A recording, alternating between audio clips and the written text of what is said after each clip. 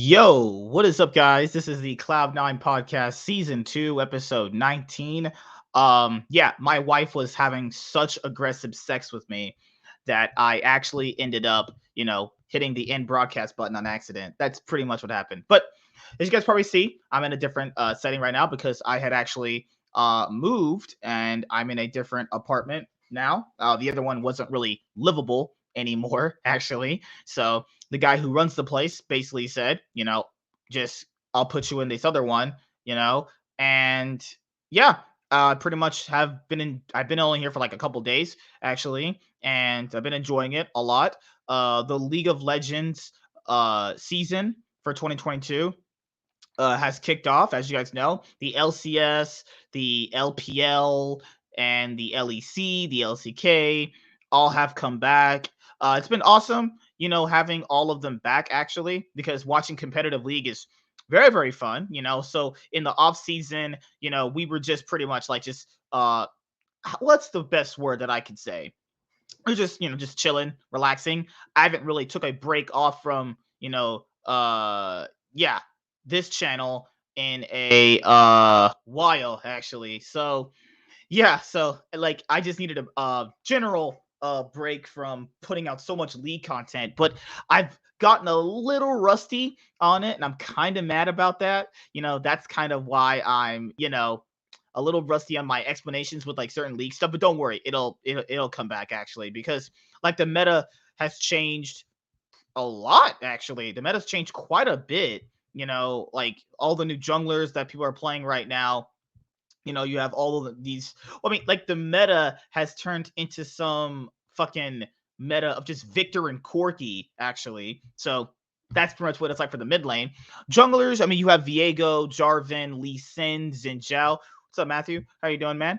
For bot lane, I mean, most of the arcane champions they had in that show are now the main champions they want you to fucking look at for competitive league, because they obviously want to push arcane onto a lot of people, and so they're obviously gonna like buff those champions so that when you're playing them in game, you see these champions obviously playing competitively, so it all just comes back into a full big Yeah, I circle. think Ryoma's in early contention for MVP.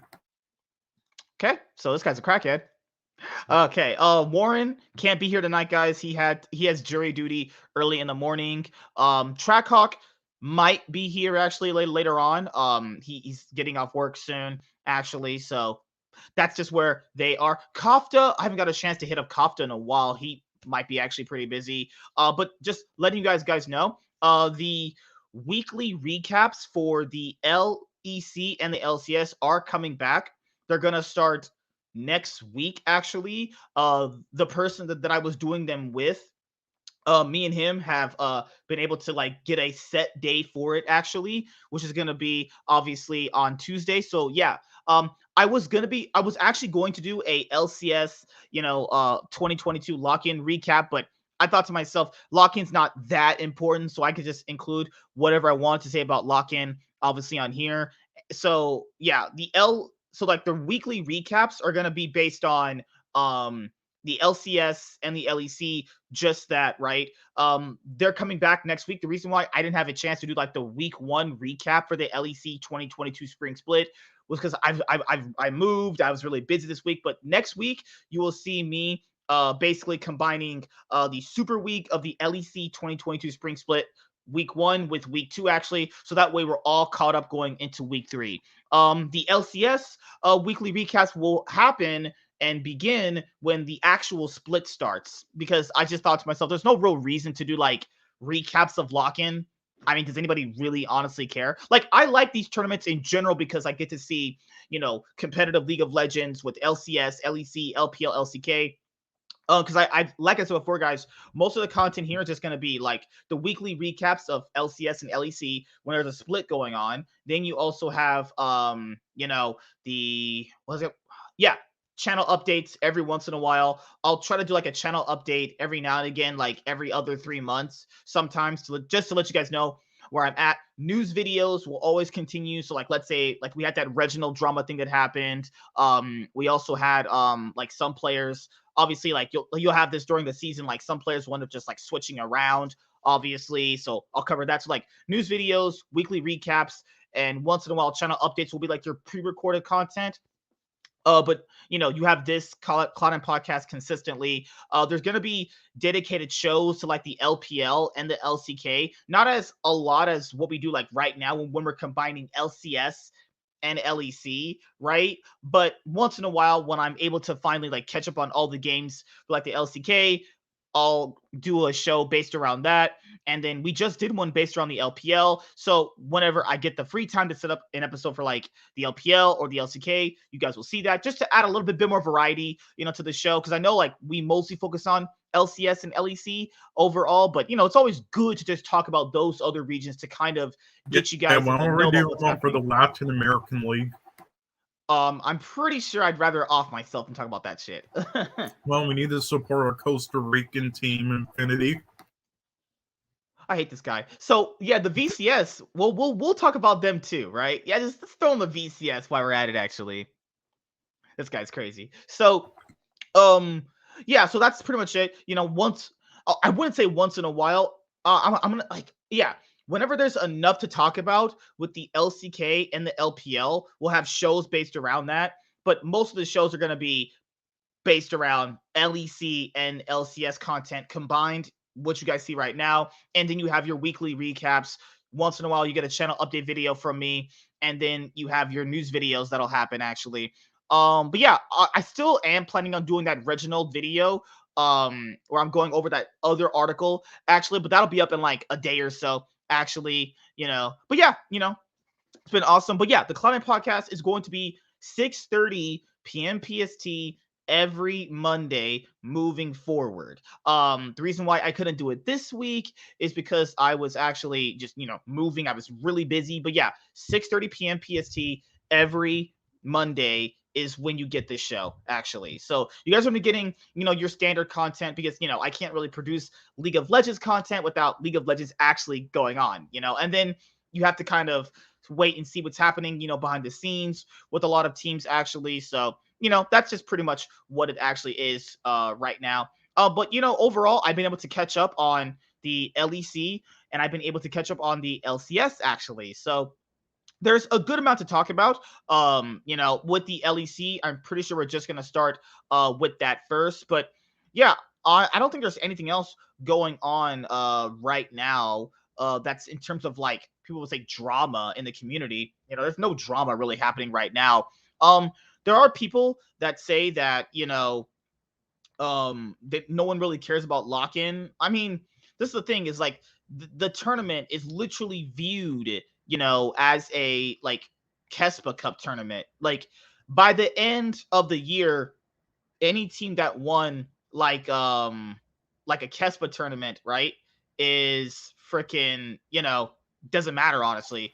Like, Like like, listen, if people if they want to criticize some things with it, like the visa issues and stuff or whatever, that's fine. It's just they're just going full retard mode. Everybody like on Twitter, all the EU players and EU fans mocking it.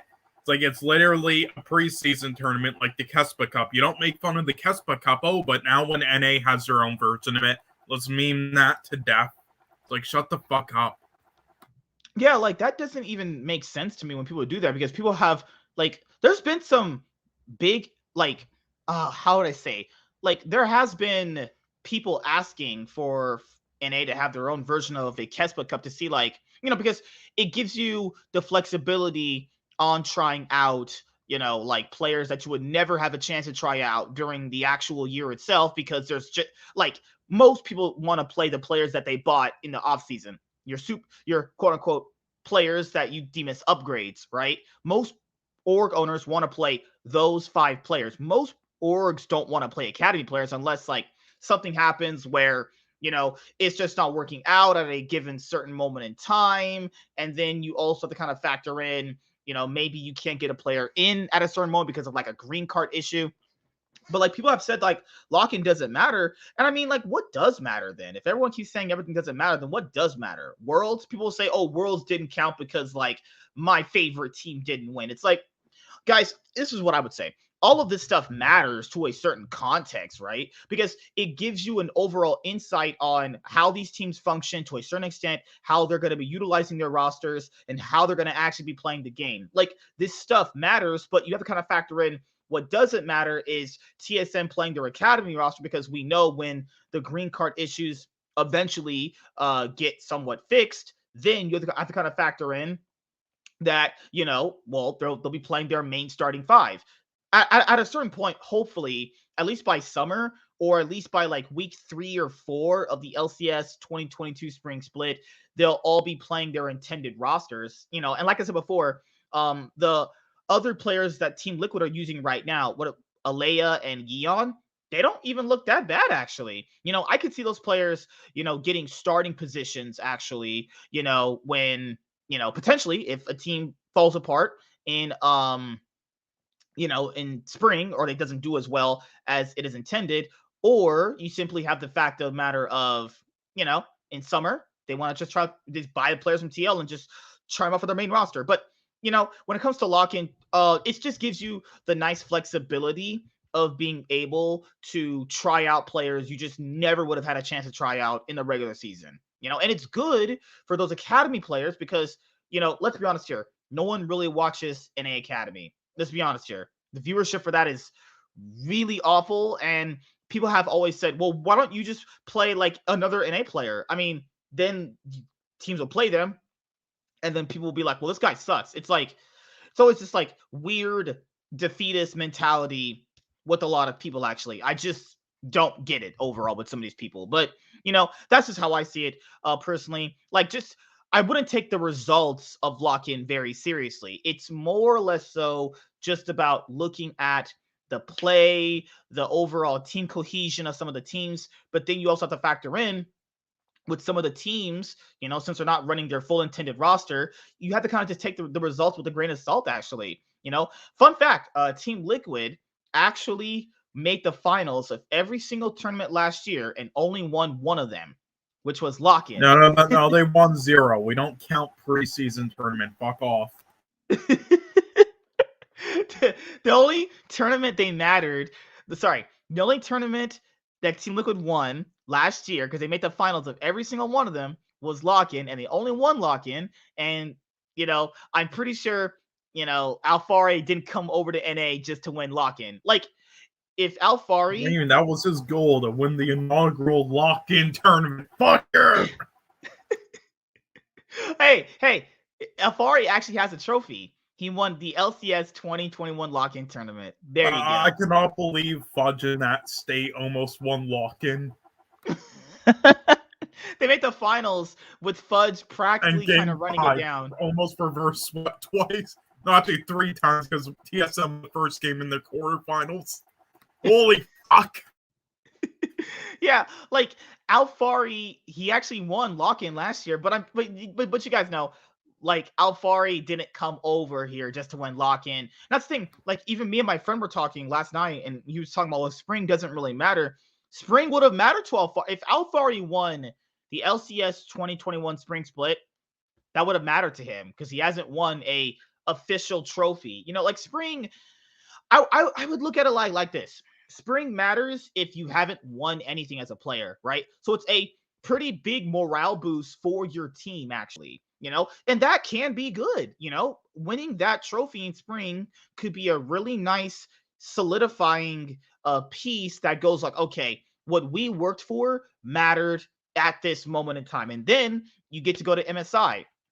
Now, I don't really understand why some people think that MSI doesn't matter. That is mind-blowing to me, actually. It's really mind-blowing that fucking, you know, people just don't value MSI. You know, because let's be honest here, most of the MSI finals outside of like 2019 and 2017 have been with fucking the Koreans in the finals, right? They've won most literally outside of the one MSI, Korea or the LPL have won them, you know? So like the best teams going into the event that are power ranked like 1 or 2, which would be like either an LPL or an LCK team, right? Generally always win, you know? Like the only Western organization to make the you have two Western organizations. Sorry, no, yeah, there's three. You have three Western organizations that have made MSI finals, right? So you have CLG in 2016 when it was SKT versus CLG in the finals. Then you had G2 versus SKT back in the 2017 MSI finals. Then in the 2019 MSI finals, you had Team Liquid versus G2. So there's really only been three Western organizations that have made MSI finals. Outside of that, every single other time you have an LPL versus LCK finals. And even last year, you had an LCK versus LPL finals between MSI and Worlds last year. Damwon finished second place in both tournaments, actually. And, Damwon's not looking too hot right now in the LCK, but that's kind of how that works right now, actually. But I already forgot who they got in the top lane. Because I thought they were going to reunite those three, but then I heard Nuguri was taking a break. So who did they get for top? Let me see. Actually, give me 1 second. Was it like Kingdom or something? I think they got Darshan, actually. If only. Wait, because like someone asked me because they said they were new to League. Why don't like the LPL and the LCK import players from NA? Don't do that. Yeah, because number one, their players are way better, but even the players that are up to their standards or whatever, which actually more than you'd think, just the language barrier, honestly, like for some reason it's easier for like European players to like integrate with like not the Western culture and stuff, but just like on teams and stuff, it's like a bit easier for some players. Like with Western players, it's like super hard. Oh, they got Hoya in the top lane, actually. Hoya? Oh, yeah. Oh, I don't know who that is. I've been lacking on, like, my LCK Academy stuff. Yeah, recently. I've been lacking on just some things. Because as you guys already know, when the league season starts, freaking hell. It's just there's so much really to dive into. Because, like, watching the LPL is really awesome, actually. I enjoy watching the LPL, and I'm glad that we can... Oh, God, IG. God. Oh, yeah. Last night, IG made JDG look good. That's sad. That's fucking sad because Yagao is fucking bad. Or last night, did you see World Elite playing up against Top Esports? Like, I feel bad for Shanks because Shanks is actually not that bad, and he's just sitting around just basically just trying to carry this team to a I basically picked like what's going to be the CLG of LPL, except they actually won a World, so... Oh my God! Pick that guys. On whole teams to cheer for.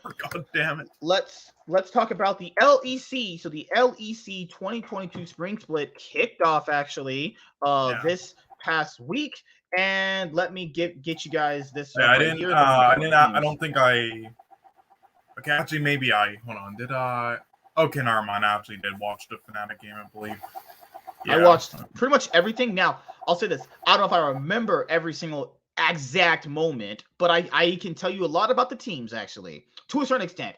I watched all the games you have on your title. It's just besides I think Fnatic versus Vitality, unless I'm getting confused with something else. That was the one where Wonder had the Gragas 1v3 outplay, right? Okay. They fucking inted their ass. Well, hold on. How many games has Vitality played? 2?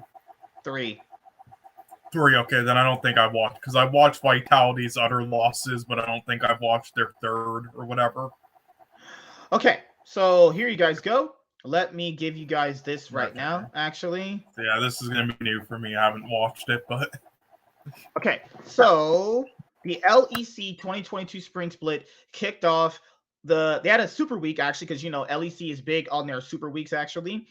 The leader's already up there. Like, look at this. Team Vitality, the quote-unquote super team, starting off 0-3. Yeah, we predicted... Well, I mean, at least me and Warren, I don't know about your fucking sorry ass, but we predicted...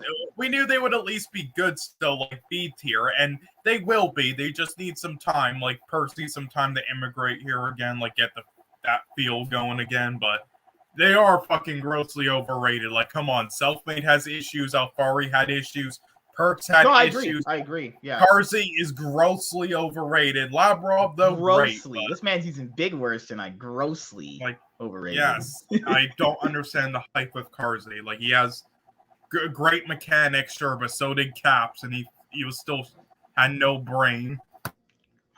All right, guys. So the LEC 22. Fucking hell, I can't speak. I'm black and I don't go to college. All right, so the LEC 2022 Spring Split kicked off. You had all the teams play. They have their Super Week because the LEC is big on their Super Weeks actually.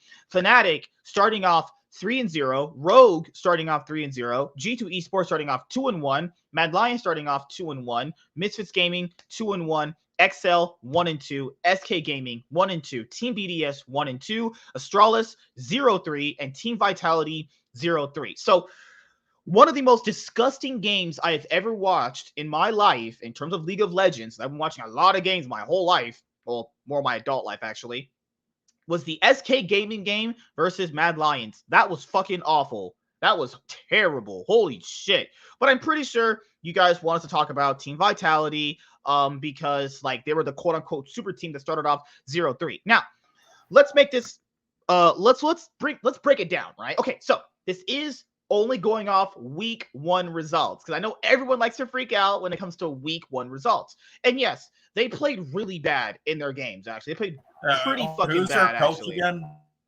Oh, let me see right now. No, it's not Dylan Falco. Who is it? I don't know actually. Let me see who their current coach is actually. Give me a sec. Because the thing is, I don't know if their coach is very good, and that might hurt him. I don't think he's good. Let's see. I'm pretty sure they kept the same.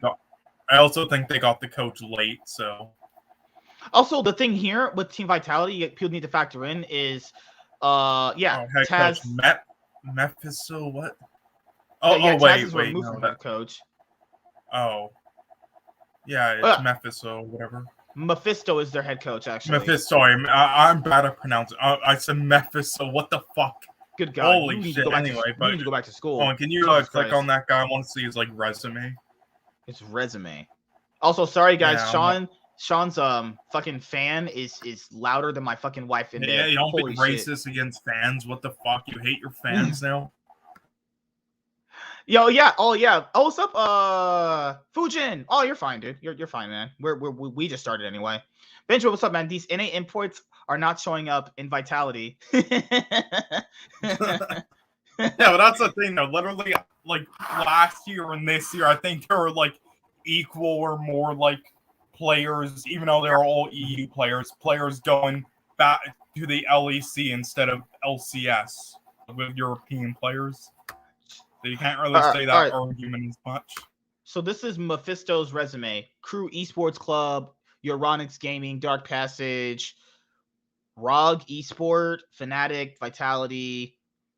Yeah, so this is the thing with Team Vitality right now is a lot of people are going to go like, oh my God, they're just going to implode. Okay, so think about it this way, guys. It's week 1, okay? It's week 1. We have 8 more weeks of gameplay left, okay? There's a good chance they could all just turn us around and it's just a bad week from them. There's a good chance that is the case. But there's also the other case of looking at their actual gameplay because people could say like, oh yeah, they'll just turn it around in 8 weeks. Well, first of all, you don't know that. And specifically, they played really fucking bad in their games, guys. They played awful, man. Like, Perks got caught out so many different times. Selfmade looked like he was boosted as fuck. Alfari was the only player on their roster that looked like he was at least trying to win the game. Carzzy and Labrov were not really existent. You know, like they didn't really actually. The only one who did anything. well was Labrov. Like Labrov was trying to do his best to make some plays, but like this is the same argument we talked about when we were going over JDG on like the last show with the LPL, right? Like people could go like, well, JDG could just turn it around. Yes, that's true, but if you look at their actual gameplay, like that leaves a lot less to be desired. Alfari looked. Like, yeah, Nick, I agree with you. Alfari looked good in lane, but outside of lane, he failed hard. Yeah, like, outside of lane, he just looked like crap. But to be fair, guys, that happened near the end of LCS and at World. He wasn't really the same. And that's the thing is, it is week 1, and I get it, you know, and a lot of people's overreactions are them imploding and all sort of Yeah, stuff, like right? I still think they're good, but come on, this was expected. Like it was expected that they would take a little bit to get going, and that this was just a grossly overrated and not a super team. Yeah, because I disagree when people call them a super team, because if you look at their roster based off last year's gameplay, Alfari was good, but never really actually, well, let's say Oh won no, anything. he was excellent, but it's just he started regressing.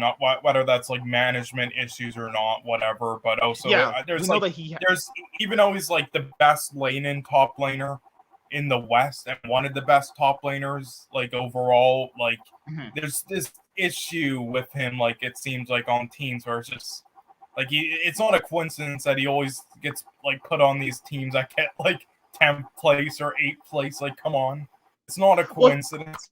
it's one of these things where like Alfari is good, but like literally outside of lane, he just kind of lacks in a lot of areas. Like he doesn't really help his team a lot. Like there's so many issues he'll have. Like in lane, he's fine. In like, to be fair, in lane he is like really good. CS is fine. Always is up in CS over his enemy opposition. But in terms of transitioning his lead outside of his laning phase, it's just not been that good for him. And to be fair, guys, remember week 1 results. Factor this in. Self-made, like the issue here is people kept saying self-made and perks would play a lot better. I disagree with them, because self-made has the same play style as Blabber, right? Perks and Blabber did not synergize very well at all. So how in the world would that work between these two? If Perks couldn't synergize with Blabber, why would he synergize with Self-Made, someone who's better than Blabber? That doesn't make any sense, and their synergy between their mid jungle is going to be really off. Perks pretty much kind of ran it down all 3 games, actually. He did not do well at all Mm-hmm. weekend. He played bad, actually. Oh, the new champion, the Hispanic looking dude. These names are always gonna fucking kill me. What? That champion. He played so badly on that guy. Urson or what? I don't know his Urson, name. yeah, he played so bad on him. He kept pushing up forward, no vision, kept getting ganked. It was looking bad from Perks, actually. Now, the bot lane with Karzi and Lebrov, I think Lebrov was trying to make plays. That's what a support has to do. You just try to make plays, and you just have to hope your team can follow up and deal damage. Like Karzi wasn't that effective, actually. He didn't really actually play very well in lane. Like, I don't know if their team is going to be able to, like, not say bounce back. They could bounce back. The issue here is like their overall gameplay looks like they really don't know how they want to play the game, right? From the 3 games that we just saw, it might either be an issue of like communication. It looked like to me that one player was trying to do something while the other player was trying to do another thing. It just didn't overall look that good from them. They literally looked like a 10th place team, actually. Tied with Astralis, right? Yeah. Akshan. He played really bad on that guy. He played awful on Akshan. Yeah. Yeah. Hey, whose was worse, so Darshan or his? I don't know, because Broken Blade was playing Corky top, and he looked pretty boosted with that, actually. Yeah, I mean, to be fair though, that draft against Darshan's it countered like his champ in every way, so you can't really blame him too much on that game and lock-in. Unlike Alfari. So Team Vitality, yeah, overall, guys, like to finish talking about them, I think they can bounce back in week 2. Yes, they will bounce back, but they're not a super team. They're just going to be good. All right, they can make it like 3rd seed. I think if they can beat because it always depends on like strength of schedule when it comes to like a lot of these teams. Depending on their strength of schedule, they could easily win their next 2 games, or they could lose their next 2 games. If they start 0-5, oh my god, it's pretty much. I don't know how you make playoffs at that point. I know playoffs seems like a little bit too far of a stretch right now to talk about playoffs, but starting out 0-5 pretty much puts yourself and your fate of your team in other people's, actually. I hope they don't start 0-5. I hope they don't. Vitality plays BDS next. If they lose that, they could already be fucked. Yeah, their next game's against Team BDS and G2. Oh god. They could. So when week 2's over, they could be like 1-4 actually. You know? Yeah, well, even though it's only the first week, if you like swap around G2 and Rogues records, this is exactly what I predicted so far with the stand-ins. Yeah, But it's like, only 1 week. Yeah, like I know everyone likes to freak out on Twitter over week 1. Guys, it's week 1. It's literally the first week. There's 8 weeks of gameplay left. Anything can happen, you know? But you also have to factor in, gameplay, macro, and all the other stuff that goes into when playing the game too. You also have Astralis. Outside of White Knight and Zanzra, are they worse than Team Vitality? I mean, they're I don't even know what to say, honestly. They just look awful. They're just bad. Yes, Like Zanzara is serviceable. White Knight is more than serviceable, right? Those are 2 solid veteran players, yeah. Players you love to have on your team. Dajor is a fucking trash. Dajor is a fucking trash. This man. Okay. They literally just look at his PvP 1v1s in lane and just looked at nothing else while scouting him and went, yes, potential. It's like, no, he's shit. And then Kabe, I mean, he's God. He was. I don't know why Kabe actually went to this team, man. I don't know. I mean, I get it. He wants a starting spot, but I just don't get it why he actually went to Astralis. Astralis looked like crap. Okay, I'll say this. You know what? No, because Warren said Astralis might actually have some potential. I was like, Warren, no, they look like garbage. They're not good. They're and then trash. Listen, Promise to you, I'll say he isn't actually that bad, but he's still by far the worst support. I mean, like last year, he was literally not even the worst LEC support, not even the worst LEC player. Literally, just the worst, not even the worst player in the West, just the worst player in any major region. Okay. By far, not even remotely close. If we're going by sports overalls, he's like a 54 overall, and then the next lowest is like a 64. He was that bad. I'll say this year he's at least not that bad at all, but he's still the worst support. I'm sorry. He isn't bad anymore, but he's still just the worst support. I just don't really some people would say Team Vitality is worse. I'd argue Team Vitality actually tried to make plays around the map. I can give them credit for that. They at least tried to make plays. Yeah, they did. They just are shaky right now, and then they just failed at Astralis just sits there and waits to die. That Astralis versus Misfits game was fucking terrible. That was fucking awful. What the fuck did I watch? Well, I will at least say with Kabe, he doesn't lose your games, and he's better than Neon. Like Neon is the one reason why Misfits doesn't look that good. The rest of the team looks fine. Just Neon, I don't get. Benjamin says watching Promise Q's Thresh was entertaining in a funny way. Holy fuck. Yeah, Benjamin, I think Team Vitality are better than Astralis, but it's because you can tell in their gameplay, they were trying to do something like dive and fucking take dragons at an effective time. Astralis just looked like they were just sitting there doing nothing. Now, they did look okay.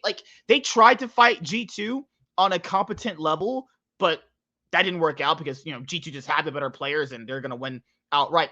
There's some of these teams I want to wait on talking about overall because I'm going to need some more gameplay or I'll have to rewatch the games over. Because with Team BDS, Nuclear Ent looked pretty serviceable, looked solid. He looked great. X-Matty, and looked, he got beaten pretty hard, Yeah, no, he's bad.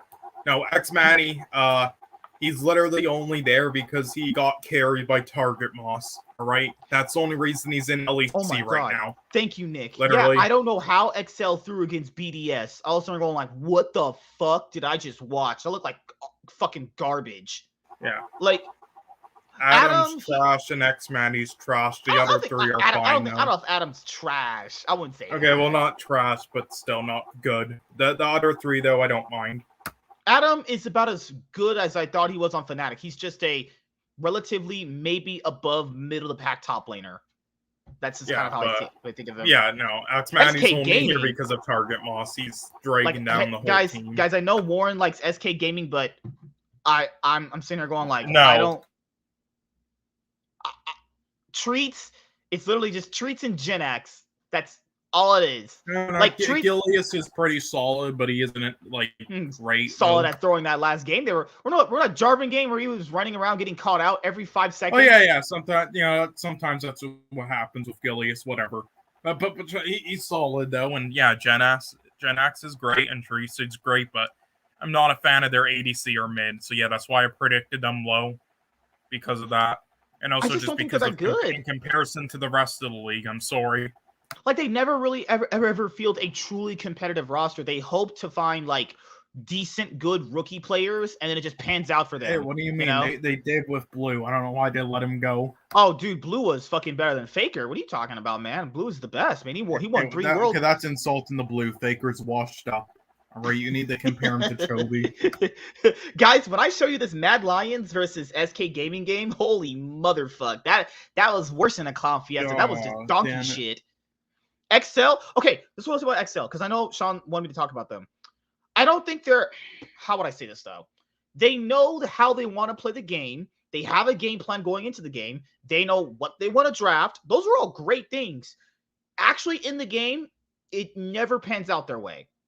Like, I think that Marcoon and Advian are a good jungle support duo that actually try to make plays. Finn is way better than Cries. Like, we've talked about this before on the show, actually. Like, XL never had a top laner that listen, Finn is underrated. He literally carried CLG. It was literally just Team Finn last year in LCS.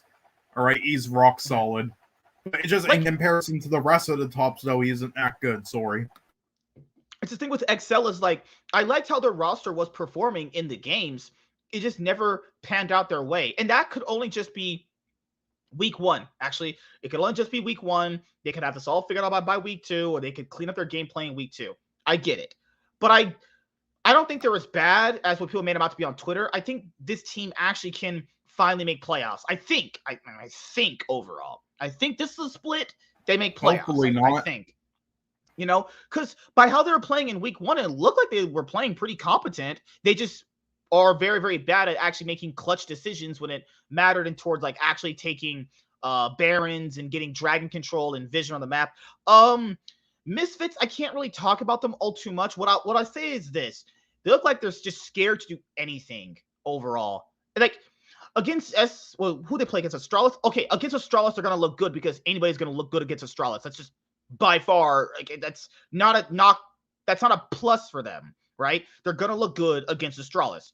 Outside of that, here it looked like he was mentally struggling in a lot of these games. This man was over like crying when they won one of their games. Like he was like crying when they won some of their games. Like here it was struggling, and we had high praise for Herit over here. Actually, we thought he was really good, last year, and he still could be pretty good. I'm not saying that. Last year I knew he would drop off a bit this year though. Like he's definitely this week for like all 3 games, he definitely struggled. Now, room for improvement. He could always still come back to his form. Misfits had the weakest schedule. They played Astralis and BDS. I mean, they were struggling against Astralis, guys. They were struggling against Astralis, and they were struggling against Team BDS. Right? People have said, "Well, Neon is a reliable player, not a good player. Neon is a reliable player. VTO is bad. BTO is bad. He's not good. He has not lived up to his potential at all. Everyone, do you guys see VTO playing against Yasuo? You saw him playing a lot of Yasuo? You tell me that's good? Shalatin, I need to see a bit more out of him before I really talk about Shalatin. But overall, Misfits just didn't excite me at all. Just seems like the same Misfits rosters they always put together. Just same play style, just different players playing it. They seem to always have the same playstyle with different players every single time, which is so odd, right? All right, Mad Lions, okay. These guys were looking boosted in some of their games, right? Reeker looked okay in some games, looked bad in others. Unforgiven didn't look that bad, actually. I thought he looked pretty solid overall. Kaiser, Aloye, and Arma, played pretty fine. Overall, they played as well as I thought Mad Lions would play, They just looked really bad against SK Gaming. That was pretty much it, right? But overall, I didn't really think they were that bad overall. It just, a lot of their decision-making was really shaky. like in the SK Gaming game where they had the upper hand on them when they were actually kind of like crawling the game back. They just overall kept throwing, But that could be the thing because I remember like Humanoid was a big part about like why Mad Lions were able to win a lot of their games, and he was a definitive player for how their playstyle was evolving. So without Humanoid basically, we're gonna have to see like how this new Mad Lions roster is gonna evolve, right? Kaiser is gonna obviously be like the best player on the team. He's gonna obviously try to make all the best plays whenever he can, but it just depends on his team being able to follow up with a lot of his calls actually. Unforgiven, I think they have a good ADC right here in Unforgiven. I liked what I saw out of him. I thought he was great.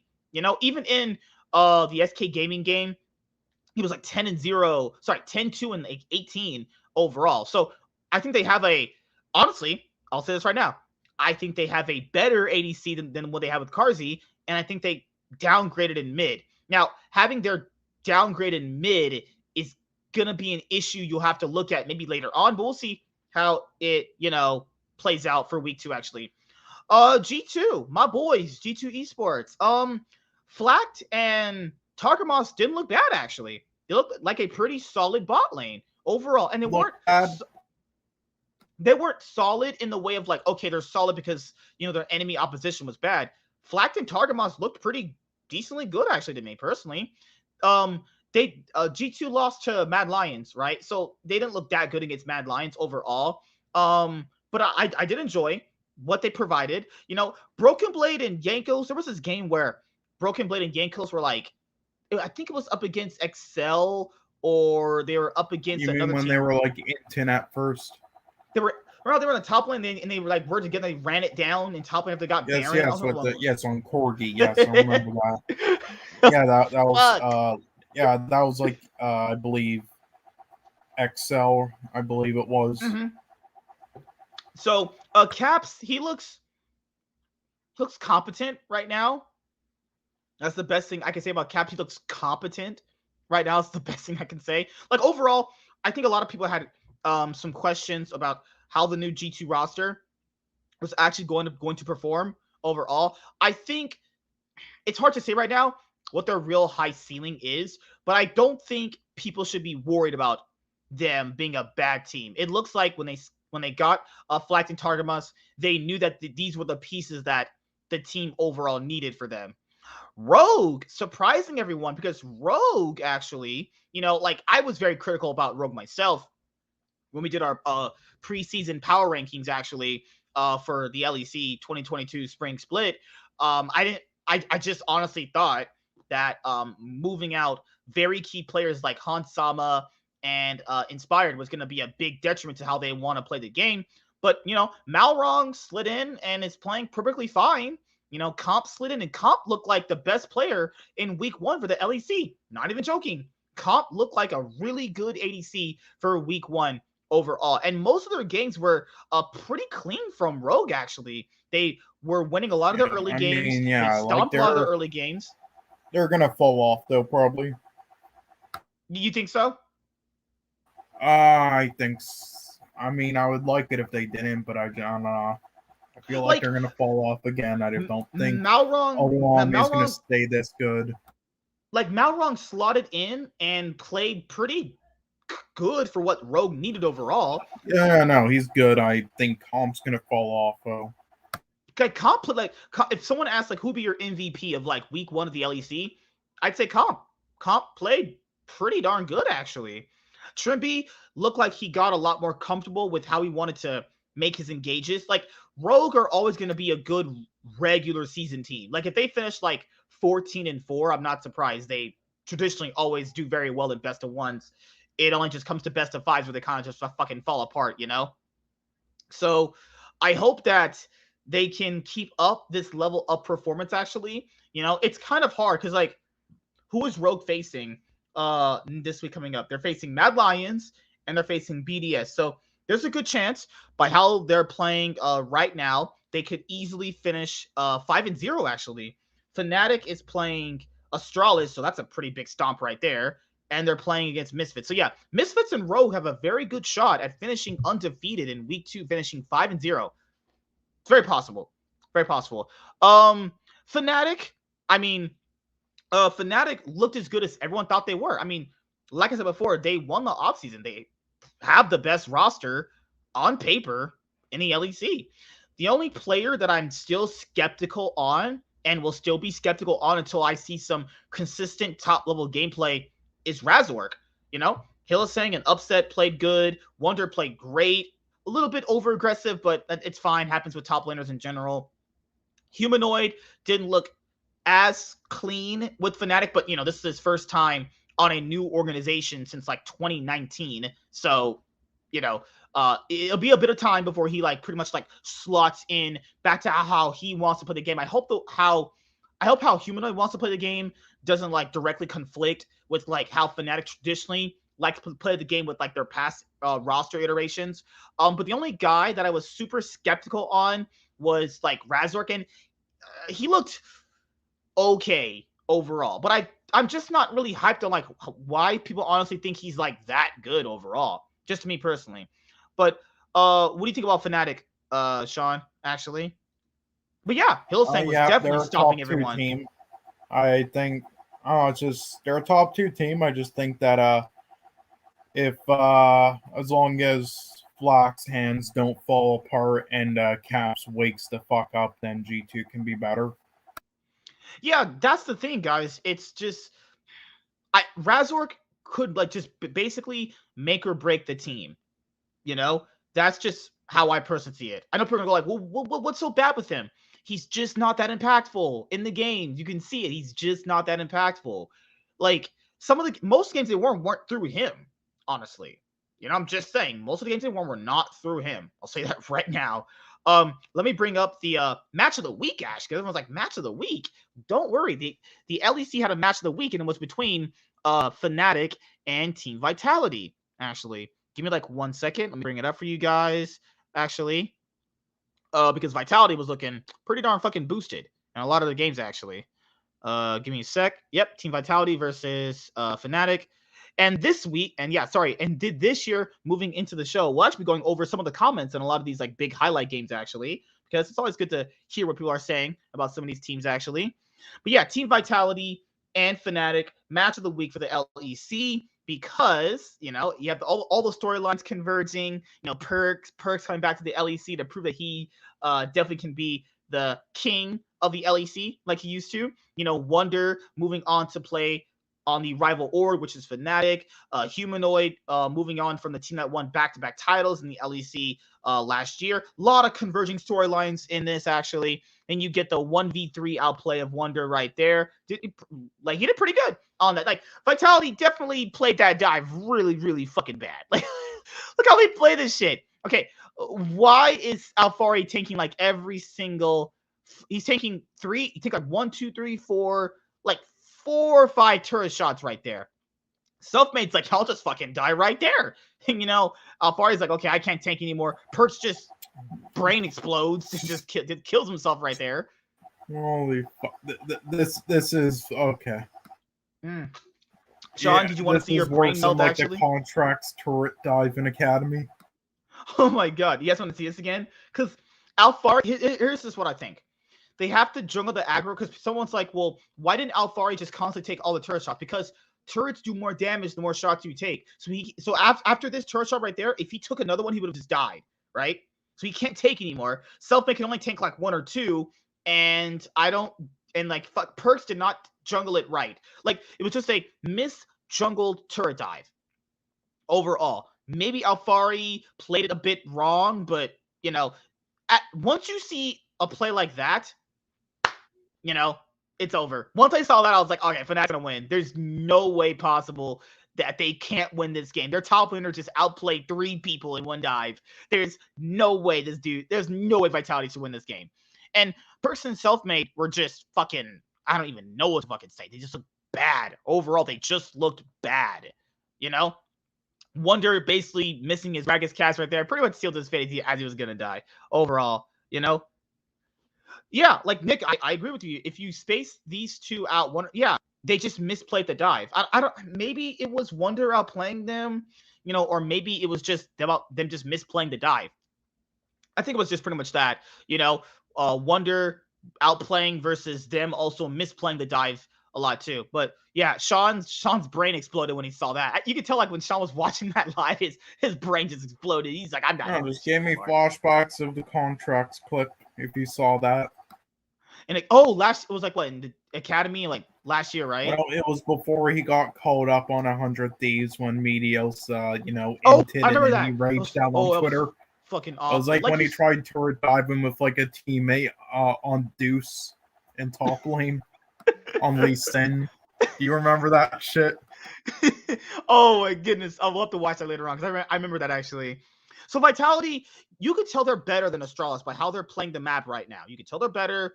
It's just like a lot of their decision making was pretty awful. Like, look at this. Like, they know how to play the game. They're not like newbies, you know? Like, it's just so sad to see them at like 0-3 because like, look at this. Would a 0-3 team play like this?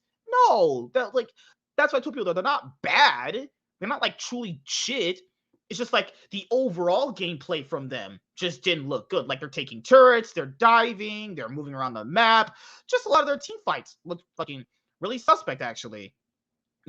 Upset and Hylissang to me are still the best bot lane in Europe right now, depending on like how the other bot lanes actually play out. What do you think about Hylissang and Upset after you saw them this week in Fnatic? Well, yeah, they're great. What do you mean? And also, did you sleep with Upset's wife actually? Sadly not yet, but Sadly I'll not give yet. you a call. He'll give me a call right after he does. He'll just give me a call. Okay. Yeah, I'll say. Well, I did see Upset Dick Adam. That's what you get when you mess with the beast. The guy can go back to academy. Oh shit. But yeah, like look, like Vitality, like look at this.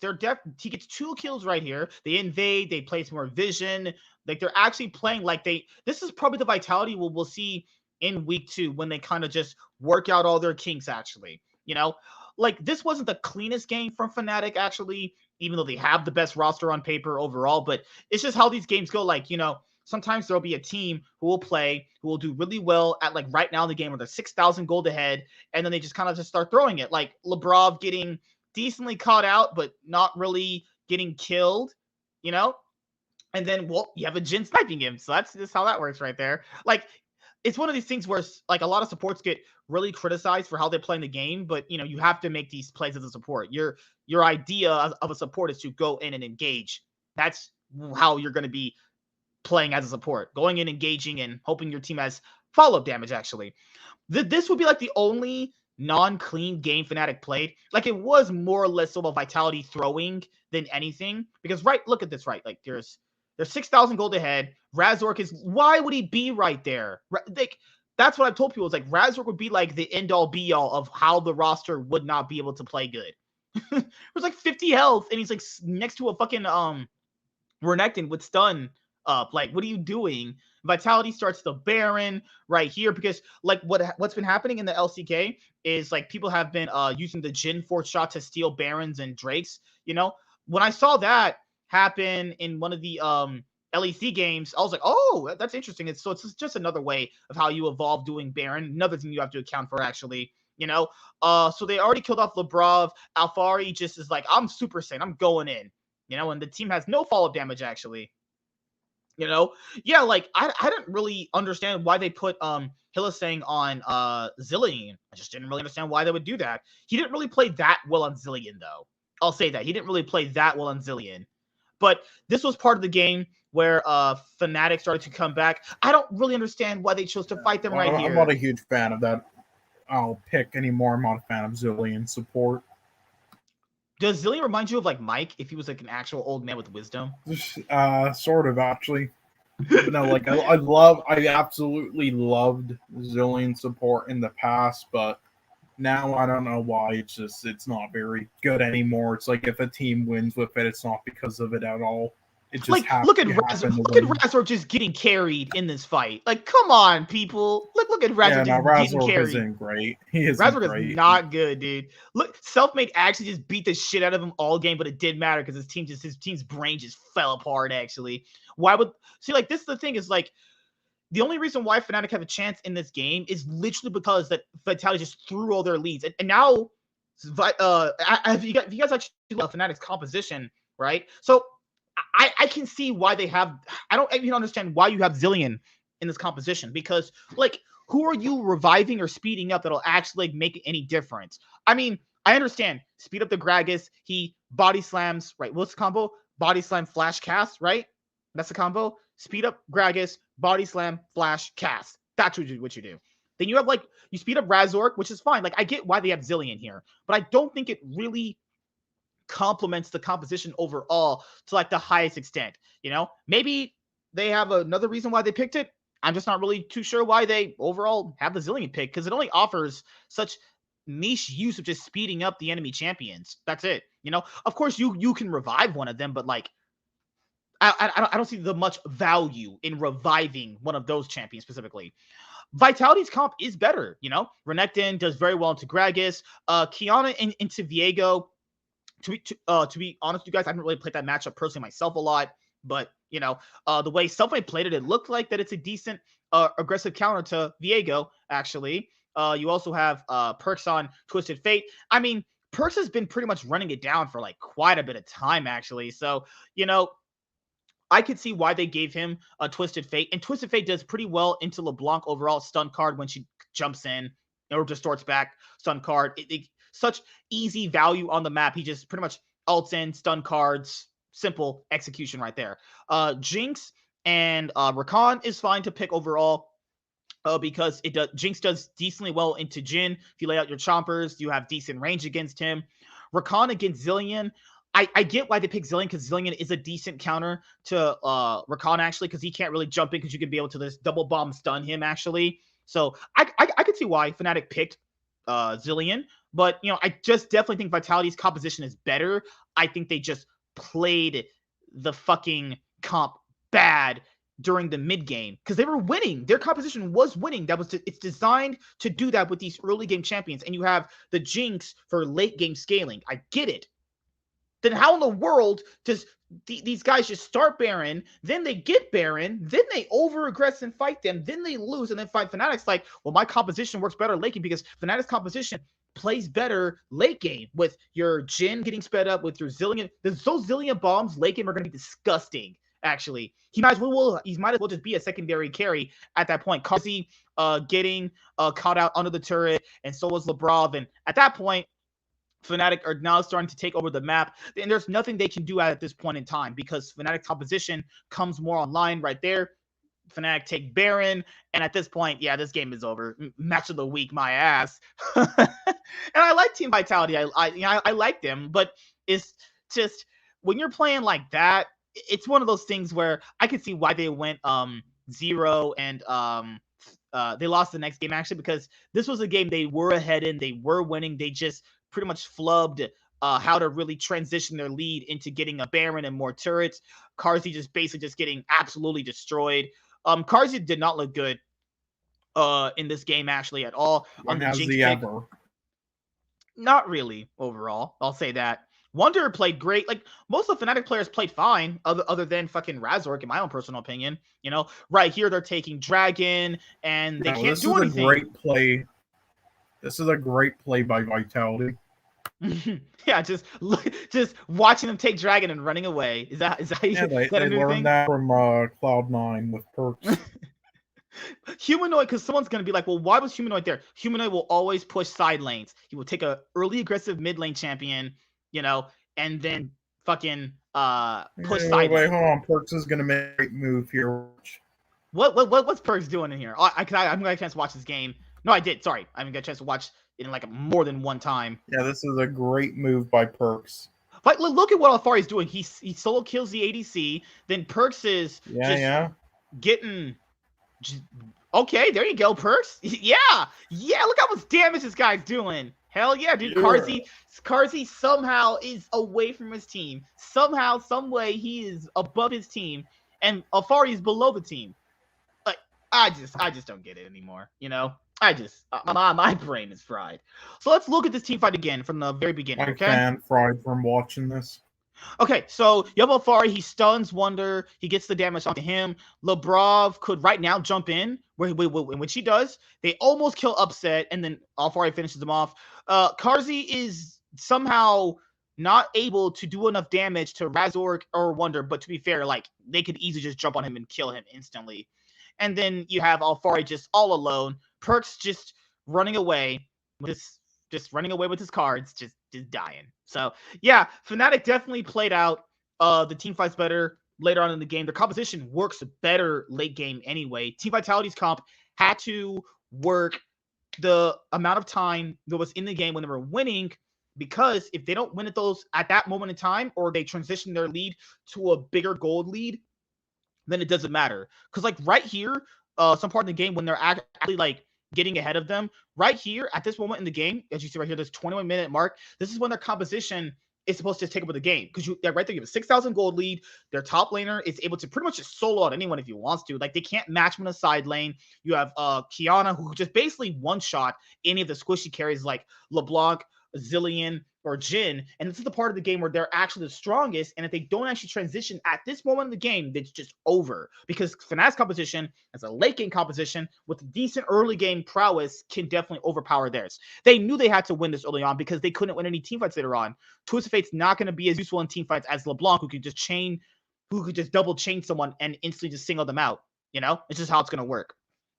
But yeah, that's pretty much it.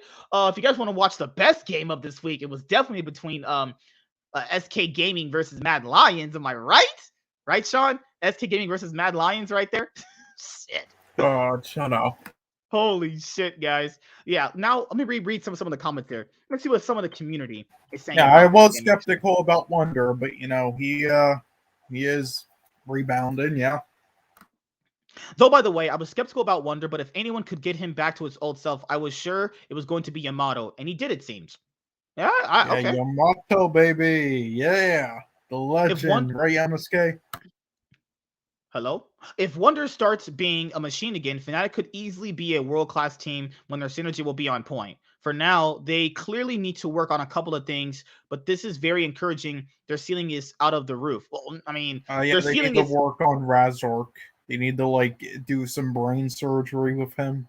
They need to actually tell Razork what they need in the game about, like, how to path correctly, because, I get it. Like, you can't path correctly, quote unquote, because each game has a different style of pathing with a different style of jungler. I get it.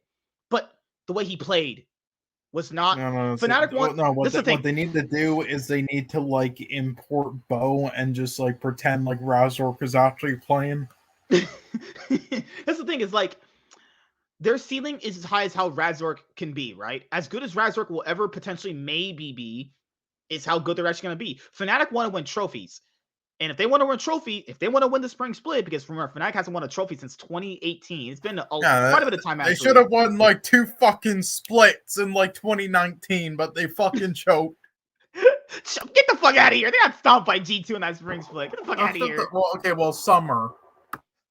Summer, like, yeah, they like, this past summer they had with Mad Lions, they could have won, honestly, but, you know, Whipple's brain turned off, actually. But no, they could have won spring as well, because Caps was playing like trash, and so was Wonder, but they choked there. Without Wonder, this game wouldn't even be close. What a beast of a player. He is what Fnatic bot really needed. A solid rock on the opposite side of the map. No, it's true. It's true. From a super team to a super meme. Holy shit.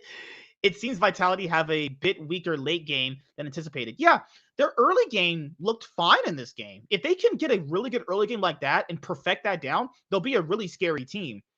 You know, 8K gold down and still win. That is something Fnatic looks stronger this year. Wonder 1v3, so fucking good. We just witnessed a man ascend to a higher level of existence. Oh my god.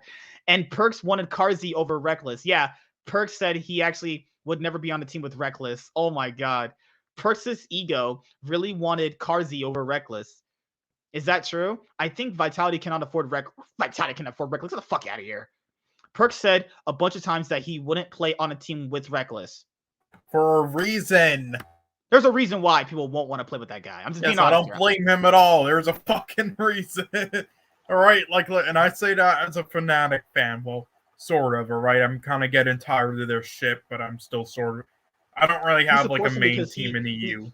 because he because you guys know me, G2 all day, baby. Here we go. No, I don't really have a Split main team winners, in baby. EU, honestly. I just cheer for whoever I feel like it, but Fnatic has quote me been on usually this. my main You guys team. can quote me on this. G2 was winning the LEC 2022 Spring Split. Hey, Bringing it home, baby. Bringing it What do home. you mean, quote? Me and fucking Warren predicted that for you bet. Fucking bastard. Well, Perks has said before that he doesn't want to play in a team with Reckless, and he always does subtle jabs against Reckless in some of his streams before. I guess he does not like the safe playstyle that's played by the guy. Guys, let's be honest here. Okay. Perks is very well known, very popular, right? Do you think the G2 players on last year's roster weren't talking to Perks about Reckless, about what they didn't like about him? So Perks has an insight. Perks has a direct insight on how Reckless was interacting with the team. Perks said he's still really good friends with those guys. Do you think they're not going to tell him how bad why? Do you think they're not going to talk to Perks about all the problems they have with Reckless? Of course they are. Come on, guys, use your brains. He has a direct access to them. Don't tell him what Reckless does that's good and does not that they don't like. So that means Selfmade was like, he touched me on the first day of practice. Jesus Christ. If Jinx had damaged this game, would be interesting. Yeah, Carzzy played so bad in this game. That's the reason why they weren't really that far ahead. If Carzzy went even with his lane opposition, he'd be fine. Like Jinx had no damage actually. Yeah, Alfari played great. Alfari played fine this game. What's the online helping? Hello, how you doing? How you doing, sir? Yeah, Alfari's not really.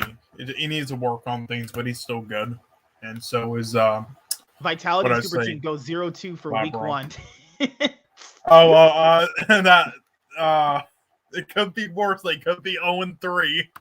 Oh wait, too late. Yeah. Oh shit. So the super team turned out to be a super disappointment. Jesus Christ, these people are fucking crazy. Yeah, which anybody with a brain and who looks at stats could have figured that out. Carzzy played really bad. You can't win when your ADC gets caught out 3 times in a row, either dead or 1v or 1-4. Yeah, he played awful. It's almost like he did that on like the whole fucking 2 years on Mad Lions. On Mad Lions, nobody yeah. realized. But nobody realized because they overrated his mechanics and because Kaiser carried him. Kaiser literally covered all of his mistakes. That's literally the reason why you never noticed it. Kaiser covered all of his mistakes. I seriously wonder if I'm like the only person watching these games sometimes. Like, how the fuck would you think Carzzy is an elite ADC? Fucking hell, saying he's fucking great, that's even not true. Vitality, the new CLG. How they the new CLG when they were never overhyped? Oh shit. All right, guys, so that's the match of the week with Team Vitality and Fnatic, actually. But like I said before, the LEC 2022 Spring Split recaps will begin after week 2 concludes. We'll combine week 1 and week 2 together. That way you're all caught up, and the lock-in won't have recaps. We'll start that up again when the LCS actually begins the real split, actually. All right. So what would people consider like a match of the week for the lock-in tournament? Because now, guys, okay, LEC is... Okay, no. We have one more thing with the LEC, actually. I have to get our predictions because we usually predict things around here. So let me get you guys' predictions. If you guys are in the chat, make sure you guys like the stream. If you guys are here, obviously... All right, so here is the matchups for this week coming up for the LEC. I'll be honest, Spring Split. I'm super bad at predicting matches for League of Legends like beforehand and like looking at the wiki, like the schedule. But when I'm watching it on the stream and it's like their match is coming up and I predict it, I'm usually right for some reason. But when it's like days in advance, I'm terrible.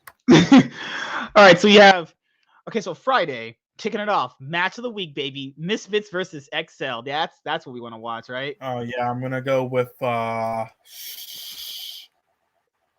go with. I'll go. Honestly, I could see XL upsetting. I'll go XL, Fnatic, G2. I think Vitality can bounce back, guys. I think it's possible. I'm gonna put so much stock into them. Okay, I'll go Vitality, and Rogue and Mad Lions. That seems pretty interesting, actually. I'll go Rogue for right now because I think they I'll played go better in week one. Misfits, Fnatic, G2, Vitality, and Mad Lions.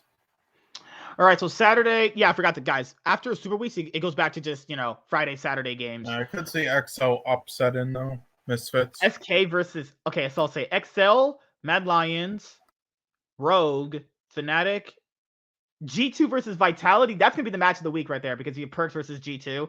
Of course, G2's gonna win. Of course. What's up, Warren? How you doing, I'll man? do XL, Mad Lions, BDS, Fnatic, and I'll go. God, I'm gonna go Vitality. Good God, this man's crazy. I'm not like again. I still think G2 Sealand is the highest. I think they're better, but I think upsets like that can happen. Can you hear me? Yeah, you're good, man. What's up, dude? How you doing, man? Oh, wow, I'm giggling. I thought it was 11:30. All right, so yeah, because we're just finishing up the LEC, so I'll just ask you just your quick general thoughts. You see that shitty game between Mad Lions and SK Gaming? That was fucking fire. I predicted. The only thing I'm gonna say about the LEC is I predicted that Team Vitality wouldn't be doing good. I didn't think Astralis would be that bad. We told you they were. We said they're donkey shit. I didn't think they would be that bad with White Knight. Kabe's reliable, White Knight's reliable, and Zanzara's like a facilitator. Okay, but compare the rest of the fucking teams. That new guy is playing like Aurelia mid, and he's not doing too bad. Like considering. Are you on drugs? He is terrible. Sean, I know you're Canadian. I know that maybe one ear is working right now for you. But I said not bad. He's not Perks. I'm not saying he's Caps. I'm saying he's not bad. No. He's good with he's good like with 1v1s and stuff. That's it. No, he's terrible at everything else. And like Team BDS, if Adam just doesn't gig an int, I don't know. Like I wasn't surprised about Fnatic because I know Wonder wants to show everybody that he still got it. Humanoid is pretty good, and they have. See, the thing is, Fnatic has a well balanced team, and so does Rogue. It's just Razork that I think is not that good, honestly. Razork looks pretty boosted. I called it. Yeah. I remember Razork looks pretty boosted, dude. Yeah, we all called it. Boosted. I said Vitality, a super. I was having this argument on Discord. I said people need to stop this super team nonsense. All you need is 2 superstars and complimentary pieces. That's all you need. Mm-hmm. You don't need because then the problem is that what happens with super teams in any sport? Somebody has to take a back seat. Someone has to say, you know what? I'm taking the thumb up the ass, and I'm just gonna be a facilitator. That's the problem. The LEC looks weak though overall to me. I think you guys can agree on that. It was looking pretty bad, dude. Because G2 wins weren't clean. Rogue had the cleanest games out of everyone. Outside of Rogue, most games look pretty fucking wonky as fuck. But it is week 1. It is only week 1. We still have 8 weeks of gameplay left. But fuck, man, it was looking pretty boosted out there for some of these dudes. Team Vitality's an LCS team. Holy shit! Fuck. I think XL can. Like I said, XL could definitely get top 5. If they figure out what's going on. Mm-hmm. I think they're not bad, actually. They look fine. I think they're way better with Finn than Cries, that's for sure. They look like they actually have a chance of making playoffs without Cries. Yeah, that's true. All right. Dude, I know you like Misfits, but dude, they were looking fucked, dude. I don't know, man. Odd. I don't know. I think they should have kept Vander and Kabe. I think they should have just kept the entire team, but whatever. That's VTO looked fucking awful for playing this week, dude. Jeez, man. On paper, he's statistically good, though. All right, yeah, Warren, he is. Look at his wiki. All right, Warren, what did you think about Mad Lions? What do you think about them? I used to see, I saw because I like SK Gaming Prime, so I know about Unforgiven through SK. He's And good. I liked him. Yeah, he had He's good. multiple pentas in the Prime Reaper's League. great. Unforgiven's good. So I think again, what Mad Lions did was they kept Arma, so you know where you're getting Arma. Elioya can definitely be that, and Kaiser stands out. They have a really I feel like if I had to pick teams that are complete, when I mean complete is like they know what their players are all gonna do. I would say it's Fnatic, Rogue, Mad, XL, SK, and Team BDS, because that jungler is pretty good. Syncroft, he's pretty good. Actually. He's solid. I like him. Yeah, unfortunately though, for Mad Lions, they're playing with like 5 players who barely know English, so that's gonna hurt them. Okay. So Warren, what do you think about G2? I thought G2 looked okay. This will say their bot lane didn't look as bad as everyone thought they would actually be, and that's good. Their bot lane looked pretty competent actually. Yeah, I don't know if the new coach is trying to be pretend Dylan grabs. Falco actually. Yeah, Dylan. I don't know if Dylan Falco's like, I'm gonna one up you grabs and do Corky top, and bro, just that was fucking terrible. Yeah, that was awful, dude. Holy shit, that was bad. Stop it. Play a regular draft because you'll do much better if you play a regular draft instead of trying to be, LS. Reaper. He's trying to be Reaper. That's what he's trying to be. He's trying to be like freaking grabs. Hell yeah, Reaper, baby. God, the most playoff coach ever. Don't talk to me about Ellie. I don't know if you guys got the LPL. Oh my god, don't talk to me about those games. Those are some fiesta games. Holy yeah. We'll have another. Amazing. Yeah, we'll have another show for them. Yeah, have you seen IG recently? Fucking popping off. IG, hell yeah. Oh yes, popping off with 1 and 2. Oh yeah. Hell yeah. Wait, was this the game where they were playing Corky top? Right? Yes, I think they're playing Corky top. No. This was when. No, that was again. Yeah, Cats played Cassidy in this game, and he was doing pretty fucking bad. Oh, it's against XL. Yeah, this was the XL game. Yeah, G2 versus XL, actually. Yeah, it was down here. G2 versus XL. Yeah, this game they're playing Corky top. Stop it. Stop it, man. Get some help? They need to get some help. Like, Broken Blade looks like he's still Broken Blade. I just think that, like I feel like if they went with regular... When I mean, like, a regular draft, like... I don't know if you guys been paying attention, like, to the power picks, but, like, it's mostly, like, Jace, Graves, top, and then from mid, you got Corky, Victor, and then bot, you either Jinx or you're, like, Caitlyn, and then Karma, as well, along with like Xin Zhao, Lee. Those are like the power picks, right? So like if G2 stop trying to try to be G2 at 2019, just try to be G2. What are they doing on this side of the map? What are they doing? Yeah, like the bot lane is 2019. Their bot lane is mid, pushing mid. Caps is down there, split pushing. Genkos and Broken Blade are like brains fried. Yeah, come on, like if this was an LPL team, they would have punished them even harder. That's what I mean. Like they can't, like they need to. I hope they like review the VODs because you can't be playing like donkeys all the time. Corky top was bad. I get it. It's a power pick right now. They flex it. I get it. But Broken Blade is not going to play good on Corky top. He played pretty bad in this game. Actually, he played fine overall. But he played bad in this game in particular. So, but I like the Malzahar pick because like a lot of these teams in the LEC try to always like do these weird high execution drafts, but at XL's like nope, we'll just do a basic draft. Lockdown with Jarvan, lockdown with Malzahar, high DPS with Lucian and Nabi. That's fine. No, easy. I think XL should have been 2-1 this week on Super League. Yeah, like they didn't look that bad actually. Like Patrick is solid, like Sean said. Advian is good. Nukeduck is reliable. Finn, I don't understand. Like Finn can carry, so I don't understand why they didn't start putting more resources to Finn. And Marcoon is like a better. It's like a toned down but better. Like Yanko's starting off. Mm-hmm. Like he's like Mark. That's how I feel about Marcoon. So like, I don't know. I think XL is gonna make playoffs finally.